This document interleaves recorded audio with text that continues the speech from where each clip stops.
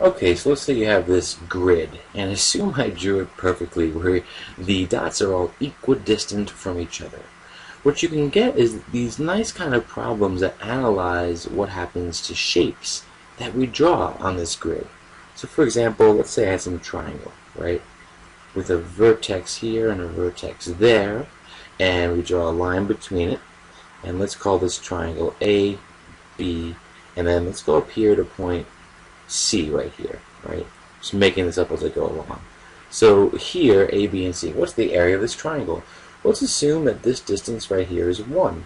Then this distance is 1 and 1, or 2. So here, right, this is 2. Now a triangle, how do we find the area of a triangle? Well, the area, right, of triangle ABC is going to equal, basically, like every other triangle, base times height, and then that times 1/2, or divided by 2. So here, what's that going to equal? Base times height, 1 times 2 divided by 2. Right, so it's 2 divided by 2, or 1 square unit.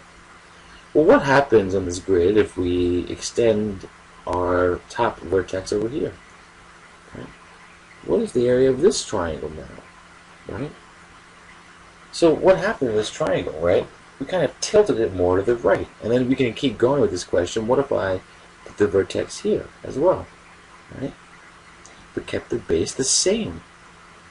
And then we can extend it once more, at least here on this grid, or way over here. Right? To the extreme. Each of these triangles, what's going to happen? Well, no matter how funky the triangle looks, you always have to keep the base and the height in context. For each of these triangles I just drew, the green, the orange, or the teal, right? What did I keep the same? Well, the base is always, in all cases, 1, right? So the base is remaining unchanged. What about the height? Well, no matter how much you tilt an object here, if the height is reaching the same top point and going from the ground level, let's say down here, to up here, that means the height is remaining unchanged as well.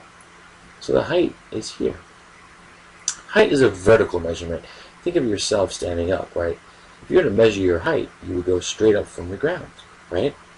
If you were to look at the height of an object, let's say that you know a reference point here, but the object is up there, just because there's a tilted line from the ground to that object doesn't mean you measure the height that way, right? If you knew a point on the floor and a point on a ceiling, right, were some certain distance apart, the height is still the vertical distance from the ground, right, all the way up.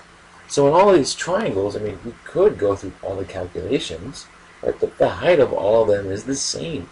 The height is always 2, and the base is always 1, so the total area is always the same, right? And what's so wonderful in this kind of problem, I think, is that even if we had a dot way down here, right, and you could draw this triangle all the way over, hopefully a lot better than this, but the idea is that even in that extreme case, right, the triangle's area is still the same, and it always seems unbelievable until you realize that, oh yeah, I'm stretching it over a longer distance, right? But the width of the triangle, as you stretch it, what happens? It starts out wide and then slowly becomes narrower and narrower as we go along. So you can stretch it really, really far and try to think, is there a limit on that? How far can I go with this stretching, right? Eventually the triangle will become super, super thin, even though it will be going really, really far along. So the area will still remain balanced and the same.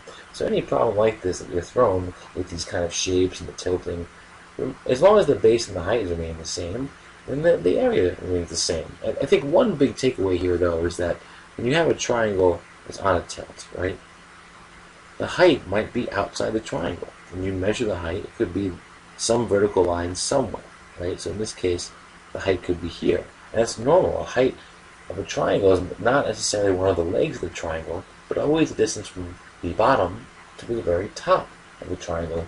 And you want to always have that distance be the height, which is always perpendicular or at a right angle to the ground, right? So again, I'll say that the height is always perpendicular or at a right angle to the ground.